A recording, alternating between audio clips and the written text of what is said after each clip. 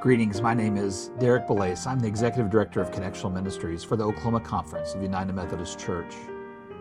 50 years ago, actually 52 years ago, in 1972, our conference began an intentional effort to help our churches reach their communities in new ways.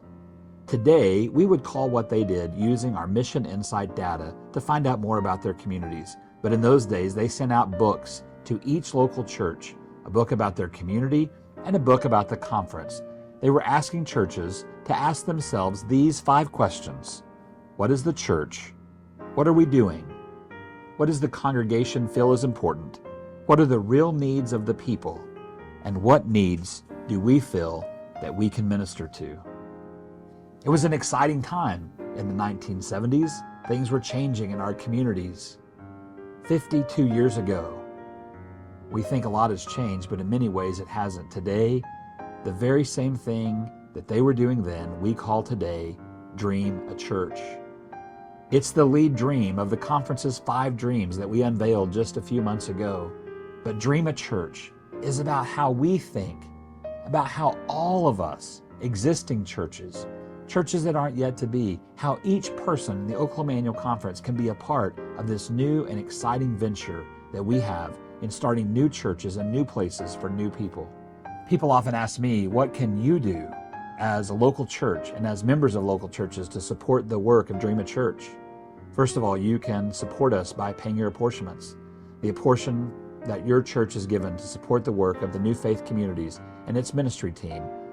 Secondly, you can recognize the great gifts, the legacy gifts that this annual conference manages. You've probably heard about the Woodworth Trust, given to us by W.W. and Rose Woodworth, today worth $11 million. A portion of that is set aside to start new churches in underserved communities. So we're able to use that money to do that. Another portion of money that we used to support this work was given to us by Broadus Elkins. Reverend Elkins was a pastor in Oklahoma and New Mexico. He believed in starting new churches, and he left a portion of his assets to us to manage to start new churches. We are the beneficiaries. We are the legacies of these 2 families, the Woodworth and the Elkins. Finally, you can pray. Pray for our communities, our planters. Pray for those who are feeling a call in their life to do this new work.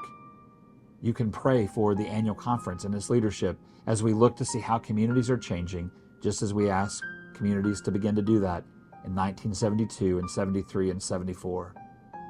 Let me close with these words from Joseph Daniels in his book, Walking with Nehemiah. If the church is going to effectively engage with the community around it, which by biblical origin we've been commanded and shown to reach, we must spend time seeing, hearing, feeling, touching, embracing, and loving our mission field.